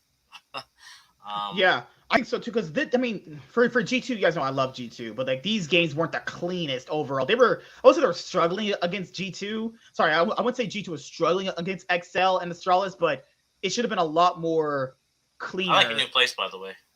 Oh, thanks. Yeah, I bring my girls over, and we have a lot of sex actually. Okay, that was just I should have never complimented you. All right, they had this last team fight. I think they were catching out XL actually. Yeah, I mean at this point in the game, they were always gonna be anyway. Like G2's comp is better, but I just didn't agree with the Corki top actually. I don't know why Marcoon just leaked himself in there, just killing himself off. But sure, triple kill on the Gangplank. That was actually pretty cool when he did that overall. But yeah, guys, that's the LEC overall. Time to talk about the LCS actually. You guys, that's what you guys come here for. The LCS. I know you guys come here for that kind of content. I don't. All right. I don't. I'm ashamed. I'm ashamed. I'm Warren, ashamed. stop it. Get some help. I'm ashamed of TSM, but whatever. The academy team essentially. And you said locking doesn't really matter anyway. Yeah, come on. I mean, it doesn't matter, but I mean, I don't know. It's Well, good that takeovers look decent at least. Yeah, takeover looked decent. Yeah. What? Look fucking terrible. What are you just talking What do you mean? about? Okay, in comparison to the rest of the team, MSK. Good God, he looked like he was boosted as fuck. What are you talking about? He was fine. TL, go ahead. No. Sorry. Those are delayed. TL look like I can see issues with TL if it like just for like Bjergsen's performance was mediocre to me, but maybe I'm being too harsh, but no, Jensen is way better. It wasn't. How was I say? It wasn't the Bjergsen we know and expect. I'll give him a few more weeks to get that form back because he just came back and started playing competitive games. You know, I'll say that. Give me 1 second. Let me bring up the lock-in results. Actually, that's why I don't have it right here. It should be. She would actually have it right here for 2022 LC season.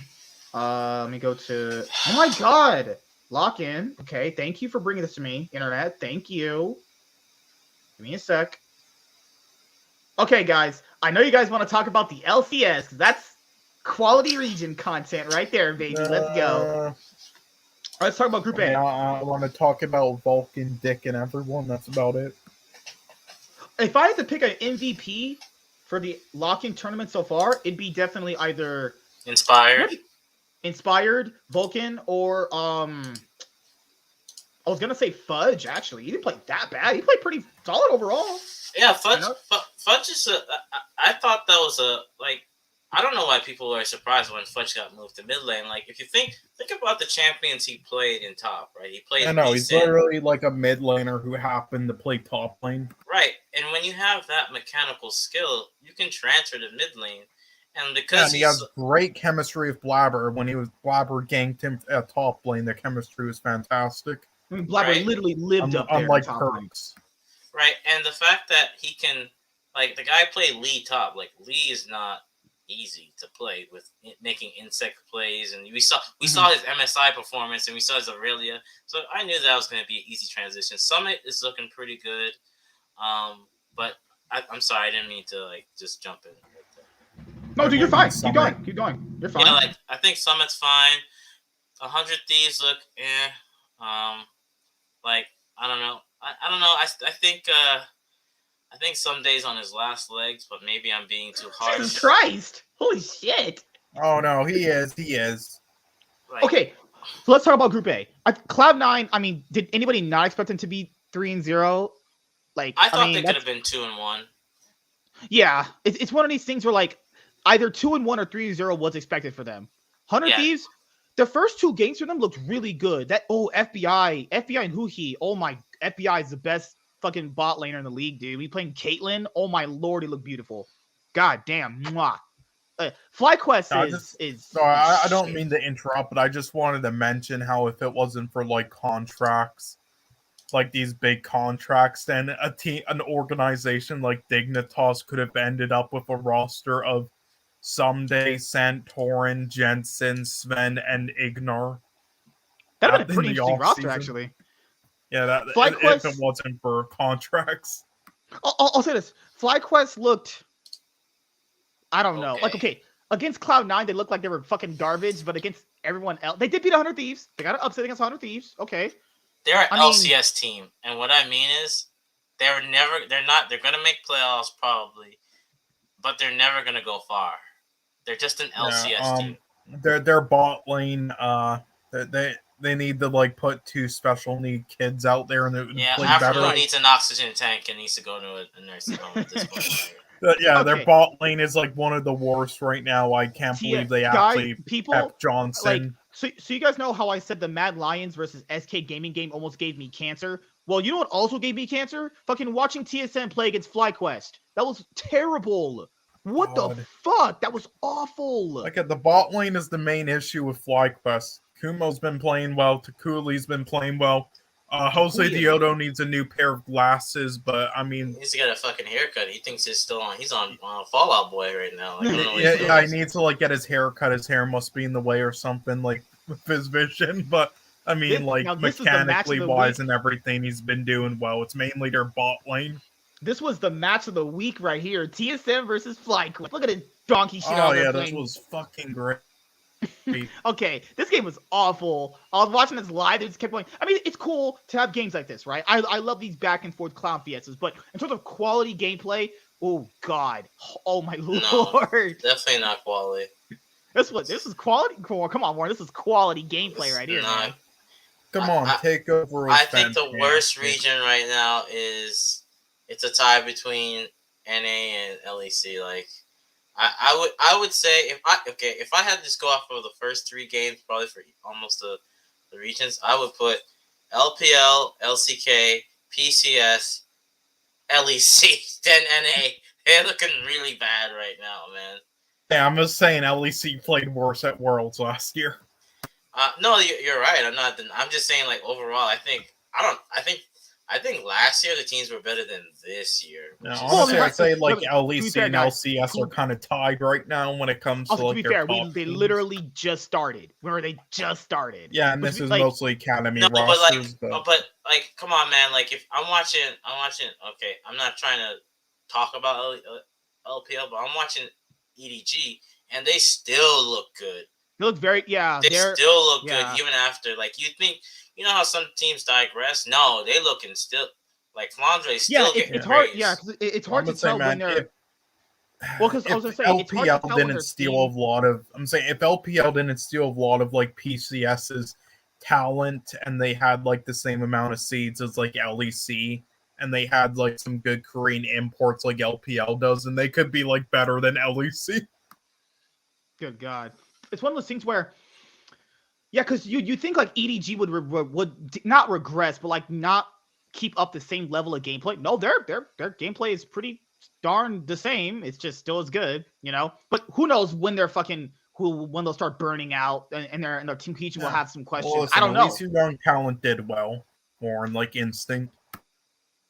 What was what's this thing with Jose Diodo and everyone's saying he's gonna be guys? Xerxes is better than Jose Diodo. The only reason why no one looks at Xerxes is because he's not as flashy.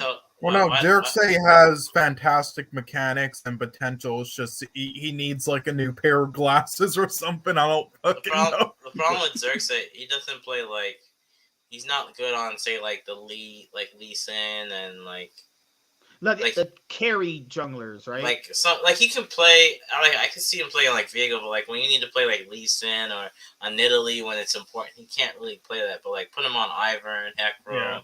Yeah. He's like I think Xerxes is better. I think Jose like I don't know, MSK. I don't know if you listen to what I say, but if you're from Brazil, you want that green card. So like okay, he's from what? He's from fucking Argentina. You dumbass. Like no, it's Brazil. It's just Brazil. Argentina. So. Brazil. Yeah, that's why Jukes. The continent's called Brazil. So. All right, so there was actually exciting games in the lock-in tournament. Team Liquid versus EG was exciting. It was actually pretty exciting with Whipple. Yeah, it was exciting. But also, I'll just put it you in like easiest terms, so MSK to describe him. Jose Diodo is basically like the new Dardoch, but without toxicity. He's the new lacks mechanics, map awareness, fucking aggressive Alright. plays. He lacks map awareness, but he has like good mechanics and like potential, and is I think young, but the like problem 22 or so. the problem is that He has the he's same issues as Dark. he's not Arma. Like where Arma like you had questions because he was coming from Turkey, but Arma still like held up in the LEC and held up at Worlds, right? Yeah. Whereas Jose Dioto is not living up to his hype, and it's like, well, He's not even living to anything. He's just been a very he did for one jungler. split.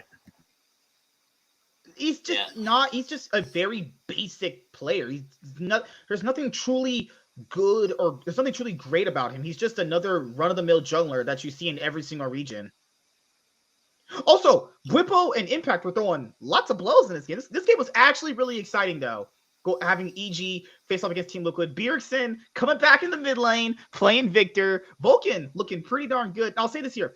Danny is not the best laner overall, but he still will look good in team fights. Jojo Pion, this was his, first actual LCS, quote-unquote LCS game. Here, guys, I know he's new. I know he's new. I'm going to preface that first. I don't know. Like, he was getting pretty beat the fuck down in a lot of these games. Like, he was getting pretty darn shit on a lot of these games, actually. He's better than DeMonte. You know, if you're better than fucking my wife getting on her knees, then that's good. It's good overall. But, yeah. So, Warren, what did you think about Team Liquid, actually? I hope they fix their issues now and lock in, because I saw some things that weren't like what the hell is Buppo doing? Like, you're not the shy. Yeah, Stop like, it. Stop it. Yeah, we knew he was shy. overrated as shit. Like, you need to. I mean, the difference between Buppo and Alfari is Alfari didn't really like. He was very rigid sometimes. Like, he had like a 6-man champion pool. I think Buppo was gonna be more like willing to take one for the team. Oh, he was. He died 7 times in that one Scion game just to make sure they fucking kept losing. Yeah, I mean, again, Bleppo, he's always been grossly overrated top laner, like the most overrated Western player ever. I think his playstyle will work in the LCS more effectively than it did in the LEC. No, like I agree. I know. I mean, mechanically, like he is like this guy's always like in the top. Like I've been watching because I watched some of his stream. He's very methodical. Whenever you watch his streams, he literally details what he's gonna do, why he does it, and how he does it. He's always top 10 on the ladder. I'm gonna go to the bathroom. Yes, keep talking, okay? I'm going to the bathroom. Again, grossly overrated, but he's still like, even when he is grossly overrated and he's like easily a weaker like top in that's not his fault though. He still always holds his own, and he has this like dominant edge factor out of lane. It's just like he's like the perfect player you want on your team if you can't like afford like a top tier like Alfari type player. But in this, I mean, this so far though, God, he's just been bad. I mean, that's not his fault, right? Because if you're a rookie in your first season and you make it to Worlds Finals, I think you're gonna always have this thing over your head that you're a good player, and like, because remember, in his first year, he went to Worlds Finals as a rookie. Carried to Worlds Finals and got lucky that like Reaper put Licorice on like Echo top for 2 games. Good and God, that's when Sean ran it down. This man, Sean lives in fucking the past. This man's crazy. Run free the past in his head. I don't know. You want me to just play that fucking clip of Svenskeren on Jarvan under his To be fair, if EDG played way better, if iBoy didn't like thought he was Ultra Instinct Goku and just go in and do actually anything, they might have actually won that series. Like, could you imagine if like Ray was okay? If iBoy played a little bit better, they win that series, but I digress. Okay, listen, the entire other side of the bracket was the real top 4 at Worlds. All right, so at this point in the game, Jojo Pion got a chance to kill Bwipo, and Bwipo was just dying a lot of Sion, but people gotta factor in on Sion, you're gonna be dying a lot because you're the engaged. Now, he went like I think 2 and 8 in this game actually. That was a nice hook right there. When he got the hook onto Jojo Pion. I don't know why he was there, but that was a nice hook overall to keep pressure in the game. There was this dragon fight that happened later on in the game that really solidified EG to get the win right here, Vulcan was coming through. The ward wasn't actually in the bush right here, so that's why they didn't see him. And then they sees him now. Vulcan just goes in and he knocks up Core JJ. Yeah, and that's how they kill him. And after that, you have them just running them down. So yeah, I mean Vulcan playing really well on EG, and I honestly thought Impact looked really good in the top lane too. So EG has a interesting roster.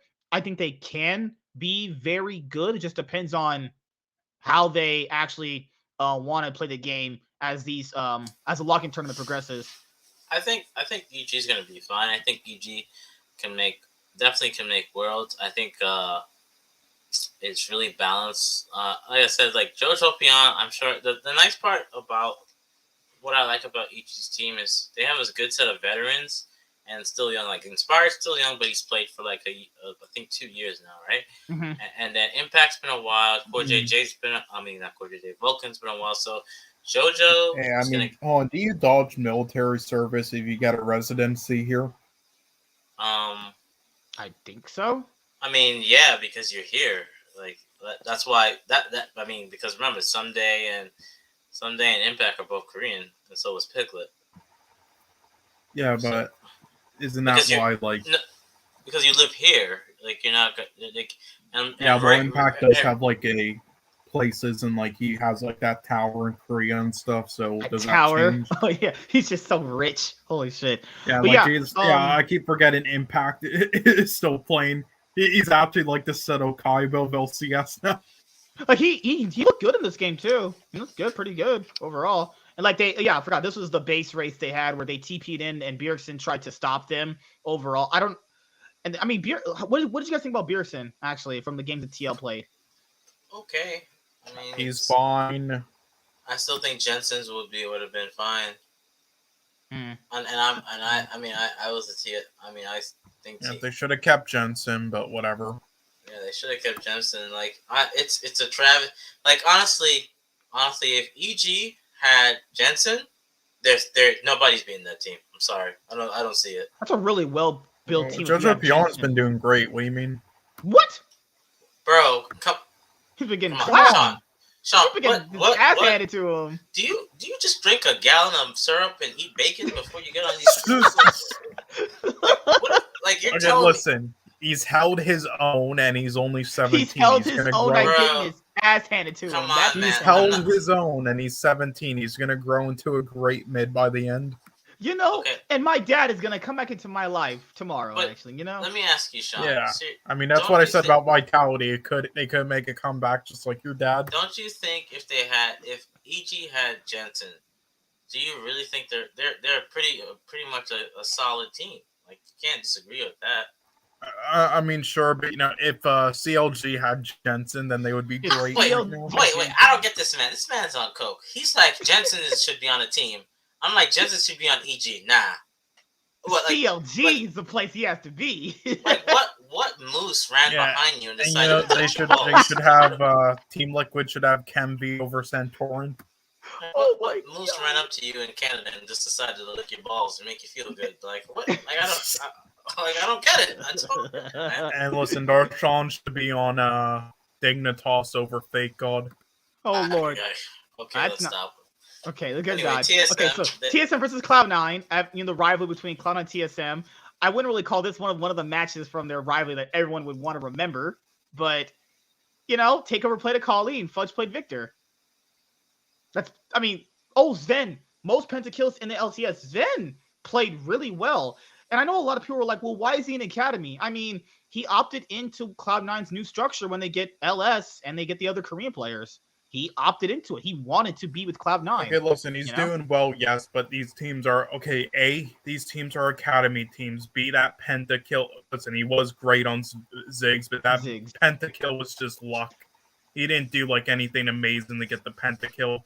All right, and C, he is still great, but it's just Berserker's better. But they're gonna compete. But this is the thing, dude. Is of course he's gonna beat players that are worse than him. He's not a bad ADC, but he's gonna beat players that are worse than him. That's just how competition works, though. He's just a dumbed down Reckless. I mean, a better Reckless. No, Reckless actually got out of groups multiple times. Sven only. But Sven made finals tournaments.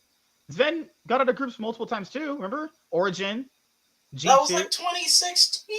2015. He got out with Cloud9, Origin. He made MSI Finals back in 2017. He's made top 4 at Worlds. He's won 4 different titles. How do you get top 4 at Worlds? Origin, remember? Yeah.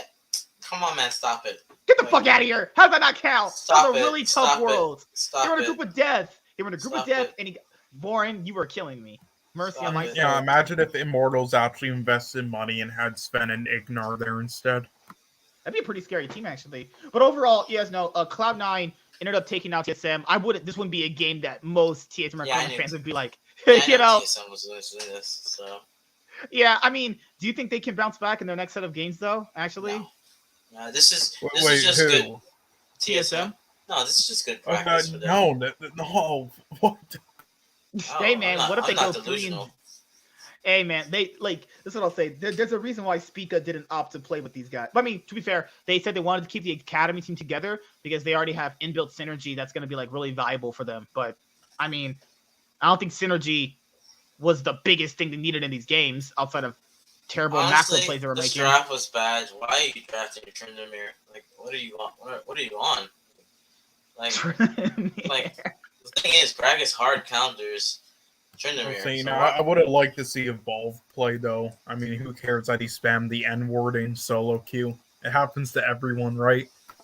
I mean, that's like me spamming colonizer in solo queue.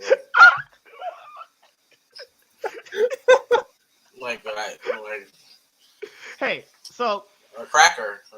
Guys who are TSM fans out there who will watch this, don't be too angry on the Academy boys. You guys all said locking doesn't matter, so their record doesn't matter, I guess. Listen, I'm not even caring about Springs, but I just want to make sure TSM makes a world. That's all I care about. So. You know, we'll be on Spring Split soon, starting in February. But yeah, because I know everyone's gonna be like, "Oh my God, TSM sucks right now, guys." It's a tournament you literally all said didn't matter, so the record also doesn't matter. It only would matter if they would win, but we know they're not going to win lock-in. Will they make the playoffs for lock-in? Probably, given the field of competition. But I mean, we'll see how it plays out. You know, there's definitely room for improvement on their roster if they start to make plays better on the map. But yep, that's. What do you guys think about Darshan actually? Because a lot of people thought he was ready to be LCS level again. I'm like, I don't know about that. No, he needs to just. These check stealers need to get kicked out of him. So. Aftermoon's a check stealer. Pole Belter was almost a real check stealer. Stop it. Sunday's a real check stealer too. He needs to go too. But I don't know. Maybe I'm being harsh, but maybe maybe. God, I keep forgetting that Ignar is still signed to EG. No, he's not. They got Ignar and Sven Skaren got removed from the GCD. Okay, I see. Yeah, because someone was like, well, Sven Skaren's not playing either. I mean, there's a reason for that. They're both gone. I mean, maybe Ignar can go, commentate with his buddy Wadid. Sven Skaren is in EU climate solo queue right now. Sorry, that was my keys. So you're fine. Immortals 0-3. Yeah, that I'm surprised about. I'm really surprised that they're 0-3. They win it. Oh yeah, because they did the CLG approach last year. They went in on veteran talent with Wild Turtle, Power Vivo, Xerxes, Destiny. Oh, he's another check stealer. Well, Turtle, they need to get rid of that. I don't know how this man is able to get on a team. This man's played for so many seasons, so many years. I think Power of Evil fucking bribe them to get his buddy back on there. No, on paper, Immortals is middle of the pack team. Middle of the pack team, but they should have been at least 1 and 2. No, they aren't. Revenge sucks. Destiny sucks. Wild Turtle sucks. Not even on paper. Not even on paper. This is the same guy that doesn't want Jensen on EG. So are we going to listen to him? Not because JoJo Pion is going to grow. And my dad is going to come back into my life, dude. My dad is just waiting outside for me. Okay, but Sean, you can't say that Jensen deserves a team when... Okay, yes, right now, yes. But Jensen was still, I don't know, because... EG is building themselves where they want to win, and Jensen could fill that role. You could put JoJo Pion and keep him on Like, why can't Jojo Pion just go to like Immortals or something? Jojo Pion could be on Academy and then have Jensen for 1 year, and then like he can learn from Jensen, and then boom, like I don't think Jensen has more than a year. What do you guys think about CLG actually? They're an LCS team. That's it. Looked a bit. I mean, they looked a bit better. I wouldn't say they're a contender. They're a contender. For the garbage? Why? For the trash? No, you know why they're a contender? Share my screen. Oh Lord! Because they have this badass jungler. They have this legendary jungler. He's going to be able to sustain up, but as I say, that Contracts is rotated topside. This might just be the dive. The level 6 is ready. Call the Forge God may come in. It does. It's going to hit up on Deus. Contracts is in. Misses the Q. Oh no! As Deus manages to pull away and stay safe for the moment, but Contracts isn't done yet. He's waiting for the Q. The Ignite comes down from Fake God, and that's going to be a dive for Contracts. Dives for the first blood. Fake God, in the meanwhile, takes a turret shot, but doesn't go down. A 1-for-1, but a very... Legend. You're an idiot. Next. Will I ever get married? Oh, hell no! CLG's going to Worlds, baby. They're going to that trash can I have outside right there. That's where they're going. What's up, Panda Monkey? CLG is just an academy team that's fighting with the big boys. Yep, Contracts is LCS material. LCS trash. No, he's LCS material. So is Poom if some of the other supports aren't playing. And Luger is fucking good. fire. I liked it. Luger actually is a good native ADC. Like Luger, like Jenkins and Palafox all agree with you.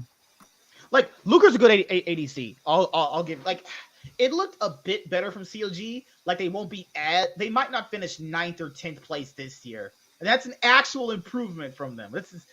Small improvements, people. Dignitas looked as good as Dignitas. They're just Dignitas. That's it.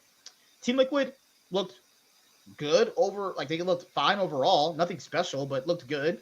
Evil Geniuses look the best right now, but we'll see how it all plays out. So we have the matches to predict for, because you have let me see. What's these days? So what's today? Wait, did you predict the matches for LEC then? Yeah. Give me a sec. Oh yeah, did you see the Academy game today with Bjergsen? No. So we're talking about Luger. Another Turkish ADC played against Academy today against Bjergsen's Academy team on Team Liquid because he's subbing in for that too. And he dicked them hard. Coyote. Like, he deserves an LCS spot. He's better than Luger. FlyQuest should have gotten him. And he's on EG Academy. And they already have Danny, so he's not going to play. Sadly. This week is done, right? These weeks are done. So we're going to be on day 3 and day 4. Okay, so making sure. Oh, so we're not on day 3. We're going to be on day 4. So you have day 4 to finish everything off. And that's going to be on the 21st, right? That's this week. But again, quarterfinals start the next day. Okay, so we'll know the matches, will be better that day. Okay, so who do you guys got? CLG. These are the great games. CLG versus Dignitas, baby. Let's go. Dig. I'll sadly say CLG. I'll say CLG, Cloud9, Team Liquid, TSM, and Evil Geniuses. Everyone on this row is winning. CLG, Cloud9. Let's see. Yeah, CLG, Cloud9, Team Liquid, Golden Guardians, and this man's on coke. Let's say Dignitas. Warren? Dig. 100. IMT gets the upset. GG gets the upset. EG wins. All right, and we'll know what the quarterfinals are based off these matches, actually. Semifinals, and you have the finals for lock-in. But yeah, guys, that's pretty much it. Just want to make sure I cover all this. Like I said before, the weekly recaps for the LEC will begin this Tuesday coming up, actually. T-Root is coming back, so we'll be able to do that, actually. We'll have that for you guys. And yeah, lock-in is interesting. I'm gonna go back and watch more of the games. Back again to get more of what I didn't have for today in terms of more insight, actually. But I'll make sure I watch the LCK games. Actually, I gotta catch up on those. But the LPL is interesting overall. Am I happy that Cloud9 is 3-0? Sure, but I mean, none of this really matters to anybody unless they actually win the tournament. I'm pretty sure 100 Thieves will still win the tournament. It might be a 100 Thieves EG finals. Who knows? Might be a Cloud9 100 Thieves finals. You never know. Lock-in is just that unpredictable. I mean, who would thought that Immortals would start 0-3 over an org like Dignitas and CLG? Golden Guardians 0-3. TSM starting 1. Like, FlyQuest have more wins than TSM right now. This is how you can tell Lock-in is like flippy floppy. But this is what I'll tell you guys before we head out. Yeah, well, Beerson got fucking dicked in Academy, so yeah. Oh, I need to see that Academy game, actually. Yeah, you need to watch EG Academy versus Team Liquid Academy today, both of the games. It's a miracle they won the second game. They should have lost both. Soligo and fucking Kaori Antonio dicked them. Oh my god. Yeah, their top laner and their support are the only reason they lost. I gotta watch the Academy the first games, game, actually. though. They won. The second game. They won the first, but Well, hold on. Let me look at Academy really quickly. Beerson got dicked hard. Let me look at the Academy really quickly. I'm just look at it right here. Actually, yeah, because Beerson could definitely come back to form. It's just like it's gonna take a bit of time. Yeah, the LPL and LCK games are nice. Yeah, we're gonna have dedicated episodes to the LPL and the LCK as often as I can get them done. But I gotta make sure I'm watching the games and making sure I have the full context of everything that's happening around the map. Actually, I feel like Dig could beat CLG, but it would be close. Yeah, it's going to be close to screen. Oh, yeah, they can beat them because, they have Palafox. Palafox is the best mid laner in the LCS. What are you talking about? God damn. Like, no, on paper they could because their Academy jungler is actually pretty poggers. Let's see, their top laner, yeah, it's about even, honestly. ADC, it's about even. Well, I say Luger's a bit better, and then support, CLG's is better, but a bit better, but for the most part, guys, it's kind of even.